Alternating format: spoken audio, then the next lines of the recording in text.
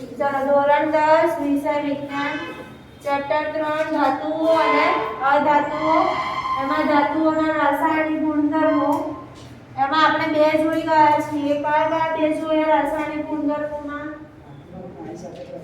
પાણી સાથેની પ્રક્રિયા અને બીજું હવામાં ઓક્સિજન સાથેની પ્રક્રિયા આપણે જોઈ ગયા બરાબર કારવાળા કોને યાદ છે પાણી સાથેની પ્રક્રિયા કોણ બોલશે એક એક ગુણધર્મ એક એક 5-6 શીખવાડે છે ને એમાંથી એક એક આવડવો જોઈએ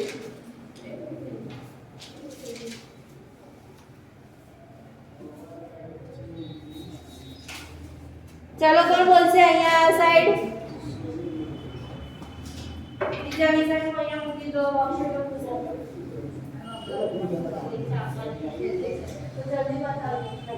બોલો ચલો પોટેશિયમ અને સોડિયમ ઠંડા પાણી સાથે પ્રક્રિયા કરી ઉષ્માશપક વાયુ બને તો મતલબ ગરમ થાય છે વધારે ધાતુને તો કીધું પોટેશિયમ અને સોડિયમ શું બનાવે પાણી સાથે પ્રક્રિયા કરે તો પોટેશિયમ પાણી સાથે પ્રક્રિયા કરીને પોટેશિયમ શું બનાવે પાણી સાથે પ્રક્રિયા કરીને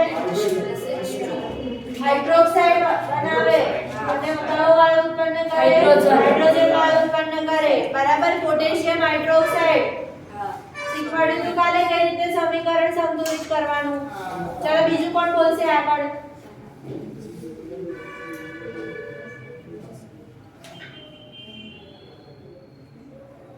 કેલ્શિયમ વાળું મેગ્નેશિયમ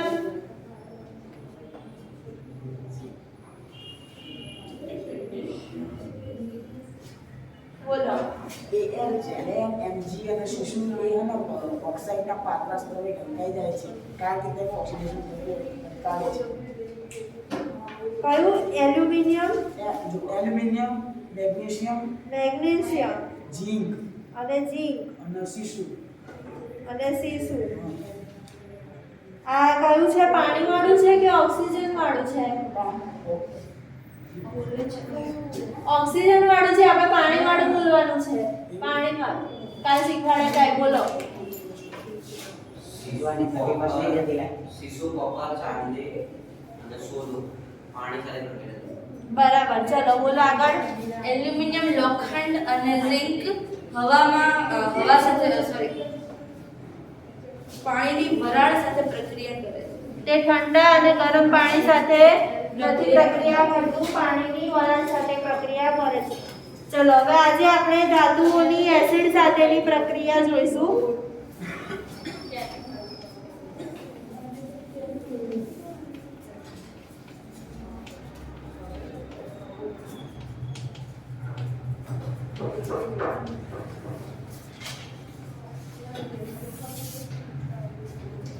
ધાતુ જ્યારે એસિડ સાથે પ્રક્રિયા કરે ત્યારે શું થાય છે તો ત્યારે ક્ષાર અને હાઇડ્રોજન વાયુ ઉત્પન્ન થાય છે ધાતુઓની એસિડ હવે કયા કયા એસિડ નામ આવડે છે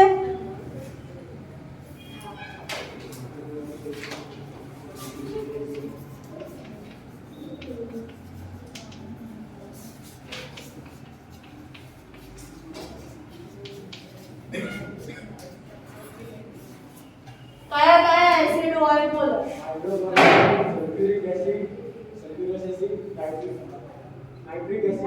એના આવડે છે રાસાયણિક સૂત્રો એના અણુસૂત્રો એસિડના ચલો અહીંયા ધ્યાન આપો પહેલા એસિડ કોને કહેવાય એ જોઈ લો પહેલું હાઇડ્રોક્લોરિક એસિડ એને કઈ સંજ્ઞા વડે દર્શાવવામાં આવે HCl વડે દર્શાવવામાં આવે પછી સલ્ફ્યુરિક એસિડ H2SO4 જેને નામ એ લખી લેજો નાઇટ્રિક એસિડ HNO3 એમ તો ઘણા બધા એસિડ આવે છે તમારે અત્યારે ખાલી આટલા યાદ રાખવાના પહેલું હાઇડ્રોક્લોરિક એસિડ સલ્ફ્યુરિક એસિડ અને ત્રીજું આવશે નાઇટ્રિક એસિડ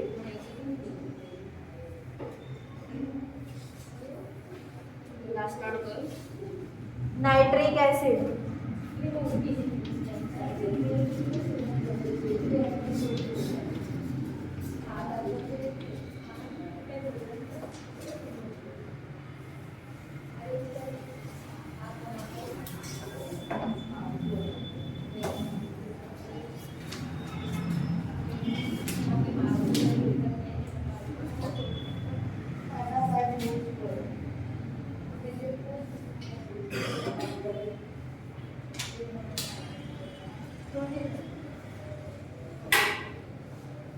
ચલો હવે ધાતુઓ એસિડ સાથે પ્રક્રિયા કરે છે એમાંની કેટલીક ધાતુઓ પ્રતિક્રિયાત્મક રીતે વધારે સક્રિય હોય છે એટલે વધારે પ્રમાણમાં એસિડ સાથે શું થાય છે સંયોજાય છે તો ધાતુઓની એસિડ સાથેની જે સંયોજાવાની ક્ષમતા હોય એને આપણે પ્રતિક્રિયાત્મકતાના સ્વરૂપમાં લખીશું કે કયો ધાતુ વધારે પ્રબળ એસિડ સાથે પ્રક્રિયા કરે છે તો એમાં પહેલું લખો મેગ્નેશિયમ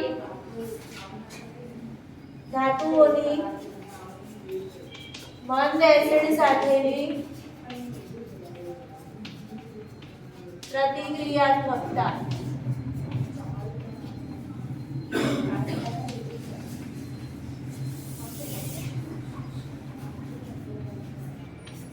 પહેલું આવશે મેગ્નેશિયમ વધારે સક્રિય રીતે એસિડ સાથે પ્રક્રિયા કરે છે એના પછી એલ્યુમિનિયમ ઝીંક લોખંડ અને કોપર સૌથી ઓછી પ્રતિક્રિયાત્મકતા કોની છે કોપરની બરાબર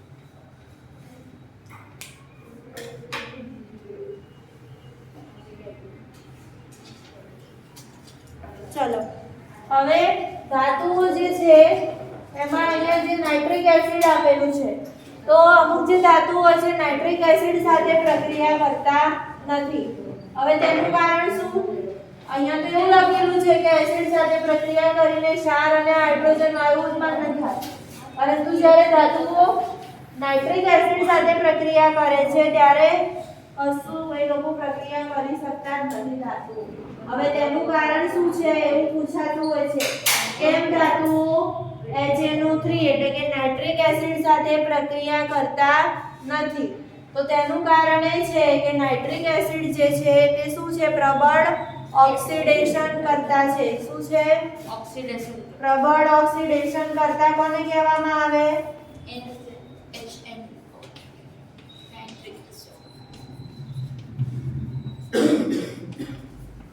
ઓક્સિડેશન કરતા કોને કહેવામાં આવે નાઇટ્રિક એસિડ નાઇટ્રિક એસિડ ને તો કહેવામાં આવે પણ ઓક્સિડેશન કરતા એટલે શું જેનામાં કોને ખબર છે ઓક્સિડેશન કરતા અને રિડક્શન કરતા બે આવે જે હાઇડ્રોજન મુક્ત કરે અને ઓક્સિજન મેળવે હાઇડ્રોજન ગુમાવે ઓક્સિજન ઓક્સિડેશન કરે જે હાઇડ્રોજન ગુમાવે અને ઓક્સિજન મેળવે ઓક્સિજન મેળવી તો ઓક્સિડેશન થયું આ તે રીતે ઓક્સિડેશન કરતા છે ઓક્સિડેશન અને ઓક્સિડેશન કરતામાં બંનેમાં ફરક છે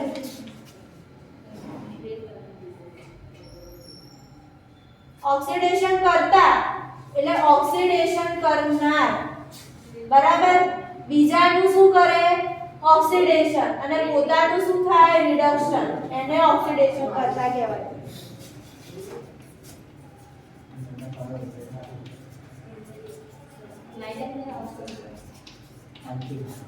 બીજાનું શું કરે ઓક્સિડેશન કરે હવે બીજાનું ઓક્સિડેશન કરે એટલે શું કરે બીજું જે હોય ધાતુ એમાં ઓક્સિજન ઉમેરાવે અને હાઇડ્રોજન દૂર કરે અને પોતાનું શું કરે રિડક્શન પોતાનું રિડક્શન થાય એટલે શું થાય હાઇડ્રોજન ઉમેરાય અને ઓક્સિજન દૂર થાય બરાબર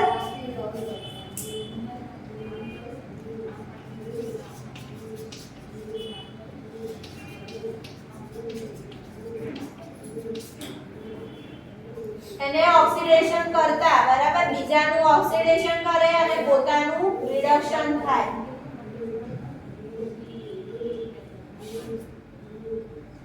ચલો હવે આ ઓક્સિડેશન કરતા કોનું ઓક્સિડેશન કરે છે તો હાઇડ્રોજનનું ઓક્સિડેશન કરે છે અને પાણી ઉત્પન્ન કરે છે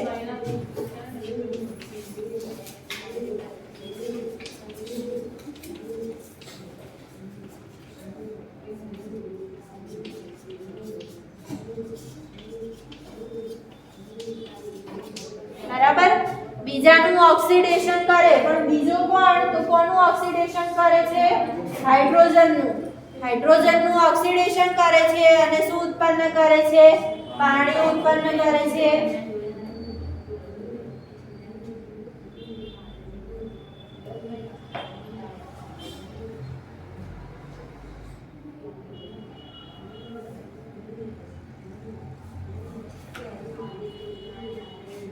બીજાનું ઓક્સિડેશન, હવે એનું શું થવાનું છે? HNO3 નું રિડક્શન. શેમાં રિડક્શન થાય છે? તો નાઇટ્રોજન ઓક્સાઇડમાં.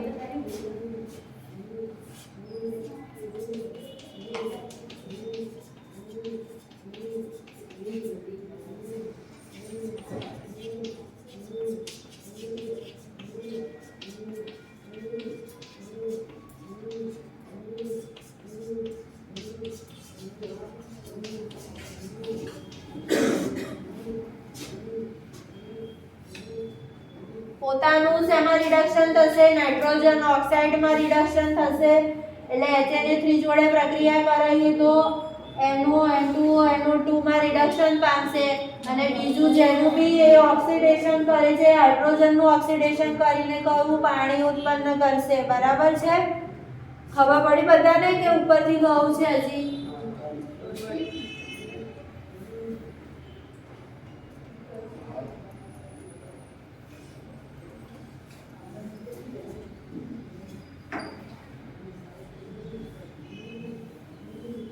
ચલો લખાઈ ગયું આટલું? અહીંયા ઉપર વાળું લખાઈ ગયું. હવે આપણે આનું ઉદાહરણ લઈએ.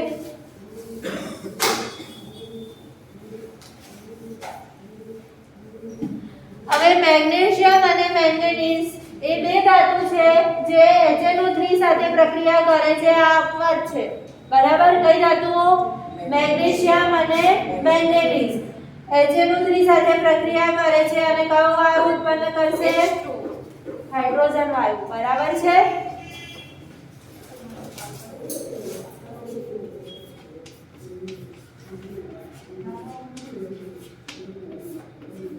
ચલો હવે શું બનાવે?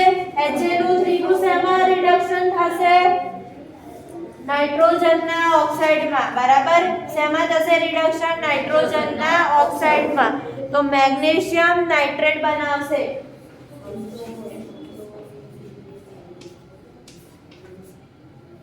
મેગ્નેશિયમ શું બનાવશે? નાઇટ્રેટ બનાવશે. અને કયો વાયુ ઉત્પન્ન કરશે? હાઇડ્રોજન વાયુ. ચલો સમીકરણ બેલેન્સ કરો.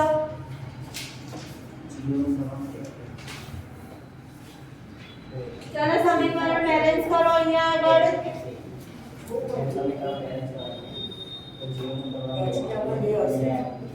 ઓક્સિજન અહીંયા 6 છે, અહીંયા ખાલી 3 જ છે. અહીંયા 2 આવશે. નાઇટ્રોજન કેટલા છે? અહીંયા 2 થઈ ગયા. હાઇડ્રોજન 2 છે, અહીંયા પણ 2. બરાબર થઈ ગયો. બરાબર? ચલો એવી રીતે મેંગેનીઝ નું લખવાનું છે. સેમ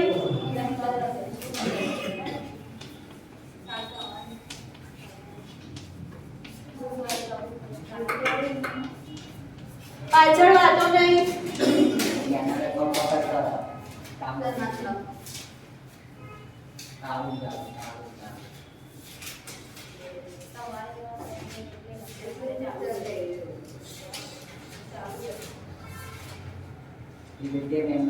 ચલો HNO3 માટે 2 ધાતુ યાદ રાખવાની રહેશે તમારા લોકોને, મેગ્નેશિયમ અને મેંગેનીઝ.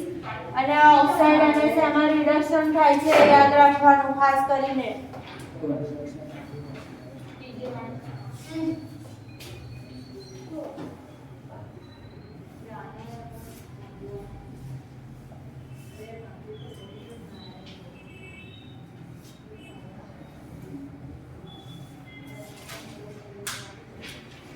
ચલો બીજો એક અપવાદ છે કોપર ધાતુ. કોપર ધાતુ જે છે તે મંદ HCl સાથે પ્રક્રિયા કરતી નથી.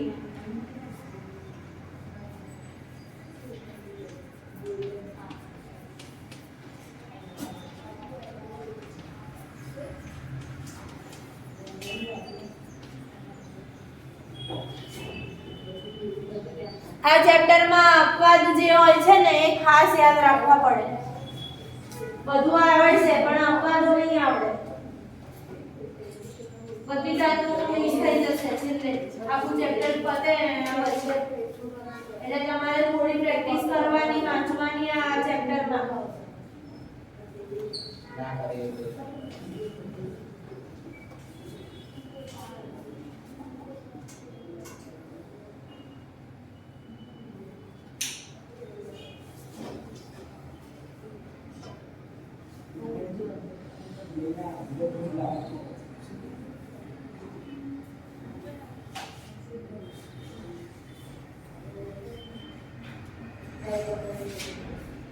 ચલો લખાઈ ગયું આટલું.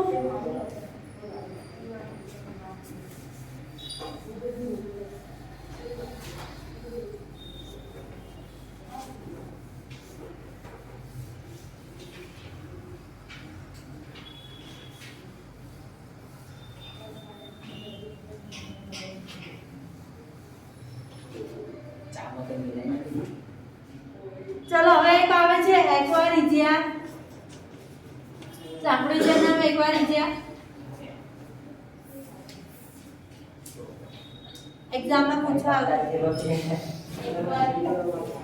લખ્યું તું એક્ઝામમાં પૂછવા આવે તું કદાચ એક માર્કમાં. આવા નહીં જેમાં નથી કોઈને બરાબર આવેલું. આપા પૈસા લેવે કામ કરે કે માની છે સર એક્વારિજિયા શું છે તો એસિડોનું મિશ્રણ છે. કયા એસિડોનું મિશ્રણ છે? હાઇડ્રોક્લોરિક એસિડ અને નાઇટ્રિક એસિડ. બંને કેવા પ્રકારના? સાંદ્ર. એકદમ પ્રબળ હોય. બે પ્રકારના એસિડ આવે, સાંદ્ર અને મધ. સાંદ્ર એટલે જે વધારે પ્રબળ હોય, પાણીનો ભાગ એકદમ ઓછો હોય, અને મધ એટલે એમાં પાણીનો ભાગ વધારે હોય. હા હા, સોનાને ઓગાળવા. સોનું ઓગાળી શકે, પ્લેટિનમ ઓગાળી શકે.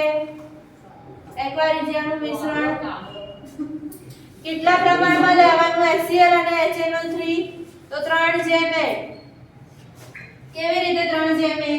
ધારો કે 30 ml હોય HCl તો એની સામે આપણે કેટલો લેવાનો? 10 ml. એવી રીતે.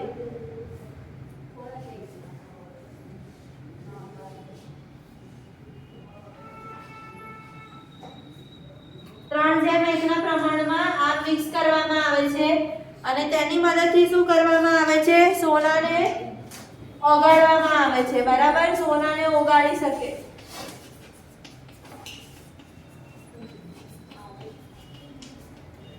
બીજી કઈ ધાતુને ઓગાળી શકે? પ્લેટિનમ.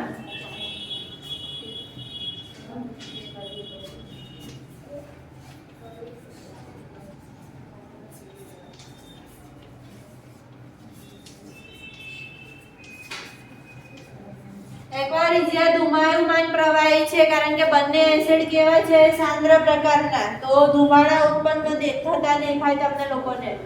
ખાલી એકલું આ એસિડ અથવા તો આ એસિડ કામ ના કરે. બંનેને શું કરવા પડે? આપણે મિક્સ કરવા પડે.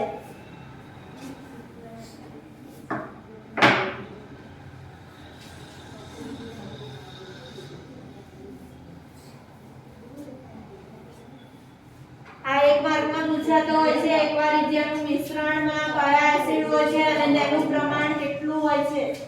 બરાબર? બધા યાદ રાખવાનું.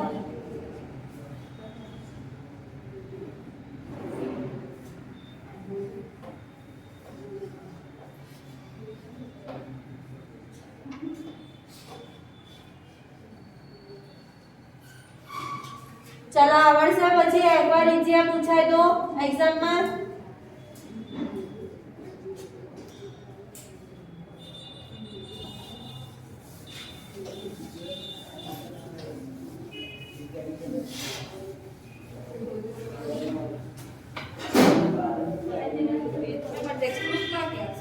શું? હા, બોક્સ ઓરેન્જ કલરનું આપેલું છે ને 44 પેજ ઉપર. મળ્યું?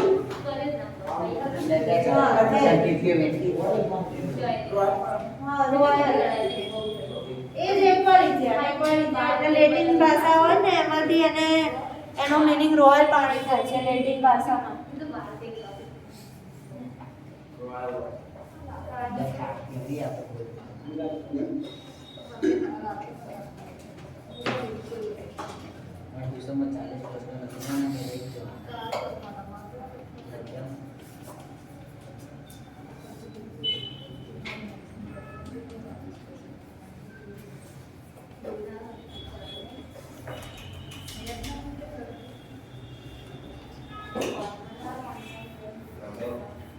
ચલો હવે આવે છે આગળ ધાતુઓની અન્ય ધાતુઓના ક્ષારના દ્રાવણ સાથેની પ્રક્રિયા.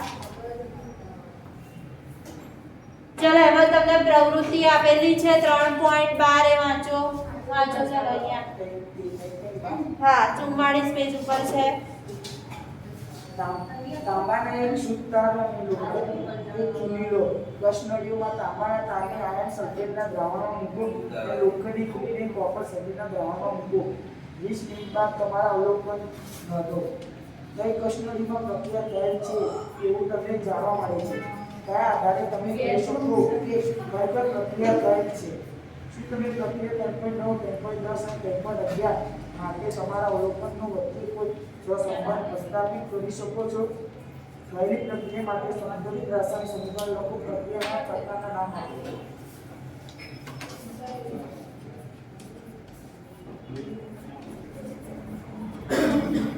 ચલો આ પ્રવૃત્તિમાં શું કરવાનું છે? બે ધાતુ લીધેલી છે તાંબુ અને લોખંડ. બરાબર. આ તાંબાના તારને કયા દ્રાવણમાં મૂકવાનું છે? Ferrous sulphate. અને બીજું લોખંડની ખીલીને આપણે શેમાં મૂકવાનું છે? કોપર સલ્ફેટના દ્રાવણમાં મૂકવાનું છે. હવે દ્રાવણમાં મૂક્યા બાદ તમારે શું કરવાનું છે? 20 મિનિટ પછી અવલોકન કરવાનું છે. અહીંયા તમને આકૃતિ આપેલી છે પાના નંબર 45 ઉપર દેખાય છે. જમણી બાજુએ તાંબાનો તાર ગોઠવેલો છે અને ડાબી બાજુએ લોખંડની ખીલી છે. લોખંડની ખીલીમાં જુઓ કોપર સલ્ફેટનું દ્રાવણ દેખાશે, બ્લુ કલરનું આપેલું છે, અને આયર્ન સલ્ફેટનું દ્રાવણ બીજી બાજુએ આપેલું છે, યલો કલર જેવું તમને આમાં આપેલું છે. હવે એમાં તમને પૂછ્યું છે કે 20 મિનિટ પછી આપણે અવલોકન કરીએ તો કઈ કસનળીમાં પ્રક્રિયા થઈ છે? બોલો હવે આમાં શું આવશે? કેમ બીજી? કયો રંગ બદલાશે? વાદળીમાંથી કયો રંગ બદલાશે? લીલો કલર આવશે. કયો રંગ આવશે? વાદળીમાંથી લીલો. રંગ પરિવર્તન તમને જોવા મળશે. બરાબર. વાદળી કલર જે તમને આપેલો છે કોપર સલ્ફેટનું દ્રાવણ એ કયા કલરનું થઈ જશે? લીલા કલરનું થઈ જશે. કેમ લીલા કલરનું થઈ જશે? તેનું કારણ શું છે?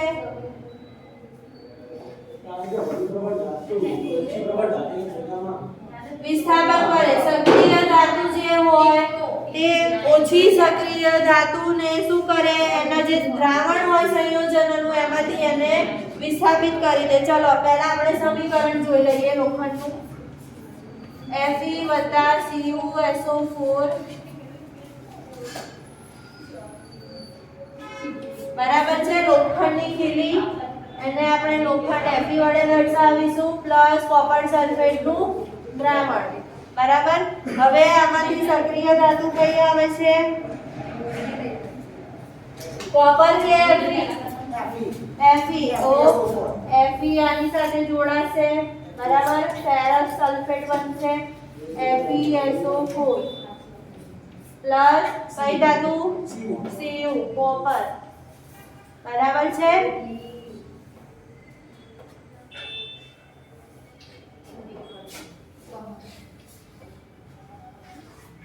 હવે અહીંયા આગળ કોપર સલ્ફેટનું દ્રાવણ હતું એમાં કઈ ધાતુનું વિસ્થાપન થયું?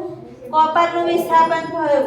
કઈ ધાતુએ કર્યું? તો ફેરસ એટલે કે લોખંડે કર્યું. બરાબર. તો આમાંથી કઈ સક્રિય ધાતુ કહેવામાં આવે? લોખંડ કે કોપર?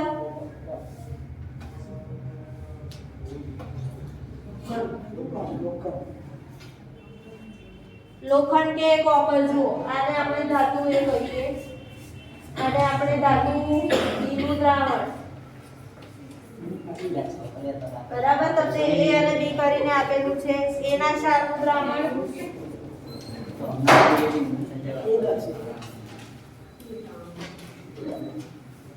પ્લસ B ધાતુ.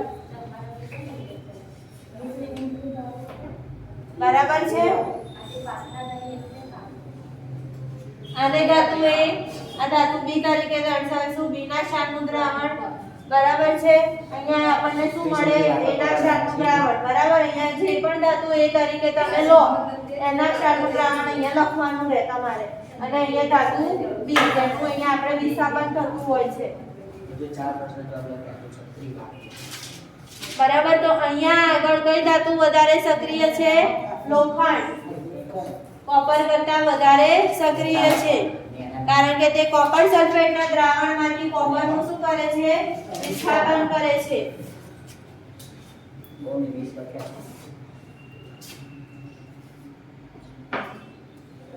હવે જુઓ, તમને ધાતુઓની પ્રતિક્રિયાત્મકતા શ્રેણી આપેલી છે. સક્રિય શ્રેણી કહેવામાં આવે છે એને. ઉપરથી નીચે એની તરફ ગોઠવેલી છે અને જેમ જેમ નીચે જઈએ તેમ તેમ તેની સક્રિયતા ઘટતી જાય છે. બરાબર, ચલો આટલું ખબર પડી ગયું સમીકરણ કોપર સલ્ફેટ વાળું.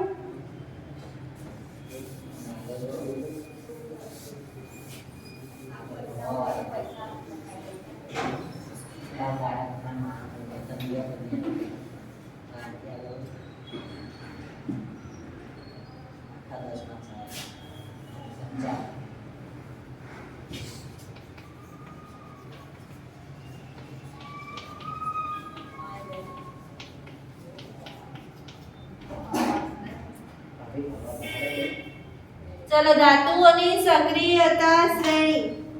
હવે પ્રતિક્રિયાત્મકતા જે શ્રેણી આપેલી છે તે તેના ઘટતી જતી પ્રતિક્રિયાત્મકતાના ક્રમમાં ગોઠવેલી છે. એમાં સૌથી પહેલી ધાતુ કઈ છે? પોટેશિયમ. બરાબર, પછી સોડિયમ, પછી કેલ્શિયમ, મેગ્નેશિયમ,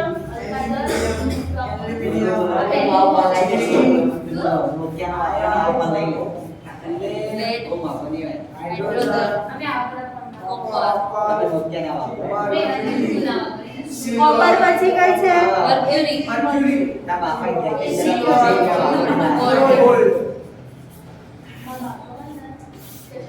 બરાબર, પ્રતિક્રિયાત્મકતા ઘટતી જાય.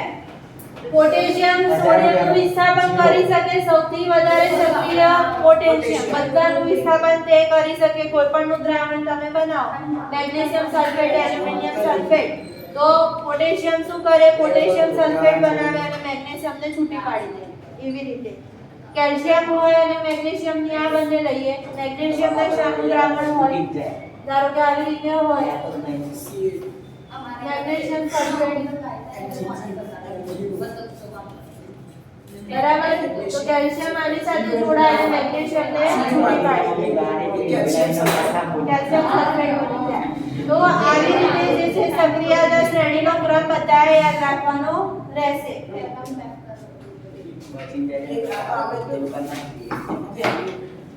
મોઢે કરી દે, 2-3 વાર તમે કરશો તો આખી યાદ રહી જશે.